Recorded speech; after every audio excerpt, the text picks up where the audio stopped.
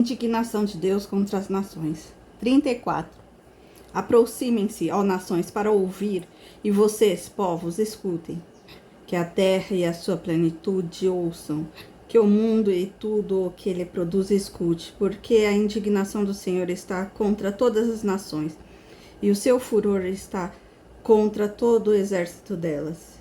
E as destinou para a destruição, e as entregou à matança.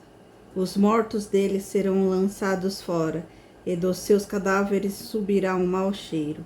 Os montes se inundarão do sangue deles, todo o exército do céu se dissolverá, e os céus se enrolarão como um pergaminho, todo o exército dos céus cairá, como cai a folha da videira e a folha da figueira. Porque a minha espada se embriagou nos céus, eis que para exercer o juízo ela desce sobre Edom e sobre o povo que destinei para a destruição. A espada do Senhor está cheia de sangue, engrossada da gordura e do sangue dos cordeiros de bode e da gordura dos rins de carneiro, porque o Senhor fará um sacrifício em Borzá e grandes matanças na terra de Edom. Os bois selvagens cairão com eles e os novilhos com os touros.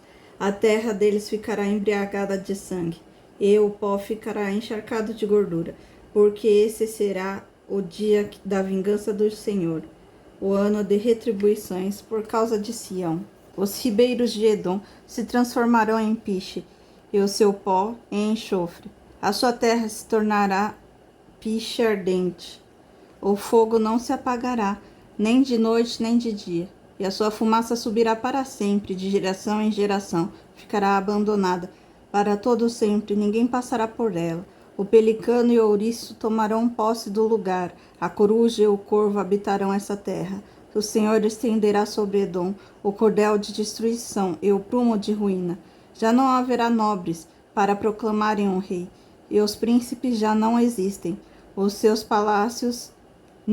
palácios crescerão espinhos e urtigas, e os cardos tomarão conta. E as urtigas e os cardos tomarão conta das suas fortalezas. Edom será uma habitação de chacais e morada de avestruzes. Os animais do deserto se encontrarão com as hienas, e os bodes selvagens clamarão uns aos outros. Animais noturnos ali pousarão, e acharão para si lugar de repouso. Ali a coruja fará seu ninho, porá os seus ovos e os chocará, e na sua sombra abrigará os seus filhotes. Também ali os abutres se ajuntarão, cada um com o seu par. Busquem no livro do Senhor e leiam. Nenhuma dessas criaturas faltará, e nenhum estará sem o seu par, porque da boca do Senhor ordenou, e o seu espírito mesmo os ajuntará. Porque ele lançou a sorte a favor delas, e a sua mão lhes repartiu a terra com um cordel, para sempre a possuirão, através das gerações habitarão nela. Cidade, nação futura. 35. O deserto e a terra seca se alagarão, o ermo exultará e florescerá, como o narciso. Ele se cobrirá de flores, dará gritos de alegria e exultará, receberá a glória do Líbano, o esplendor do Carmelo e de Saron. Eles verão a glória do Senhor, o esplendor do nosso Deus. Fortaleçam as mãos frouxas e firmem os joelhos vacilantes. Sigam aos desalentos de coração. Sejam fortes, mas não tenham medo. Eis aí está o Deus de vocês. A vingança vem, a retribuição de Deus. Ele vem para salvar vocês. Então se abrirão os olhos dos cegos e se desimpedirão os ouvidos dos surdos. Os coxos saltarão como corças e a língua dos mundos cantará. Pois águas arrebentarão no deserto e ribeiros no ermo. A areia escaldante se transformará em lagos. A terra seca em mananciais de água, onde chacais costumam viver. Crescerá a erva como cana e junco, e ali haverá uma espada. Um caminho que será chamado de caminho santo. Os impuros não passarão por ele, pois será somente para o povo de Deus. Quem passar por este caminho, mesmo que seja um tolo, não se perderá. Ali não haverão leões, nenhum animal feroz passará por ele, nem será encontrado nele. Mas os remidos andarão por esse caminho, Os resgatados do Senhor voltarão e virão ao Senhor com cânticos de júbilo. A alegria eterna coroará a sua cabeça. Ficarão tomados de júbilo e alegria, e eles fugirão da tristeza e o gemido. Senaqueribe invade Judá. 36. No 14º ano do reinado de Ezequias, Senaqueribe, rei da Assíria, atacou todas as cidades fortificadas de Judá e as conquistou. O rei da Assíria, que estava em Laquis, enviou Rabsaque com um grande exército a Jerusalém. O rei Ezequias. Ele parou na extremidade do arqueduto do tanque superior, junto ao caminho do campo do lavandeiro.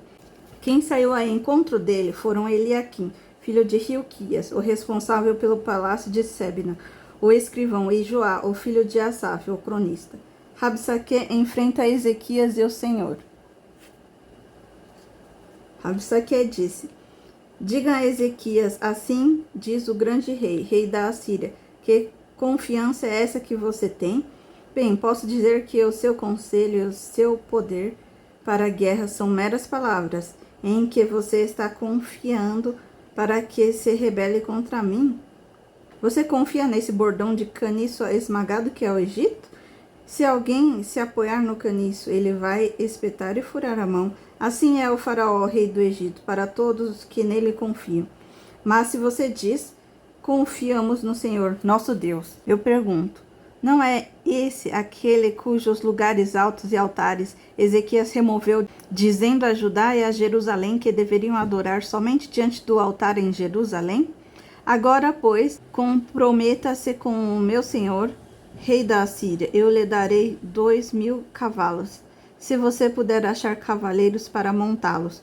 Como você poderia repelir um oficial do meu senhor, rei, o mesmo que seja um dos menores, e confiar no Egito para obter carros de guerra e cavaleiros? Será que você pensa que, sem consentimentos do Senhor Deus, eu vim aqui contra esta terra para destruir?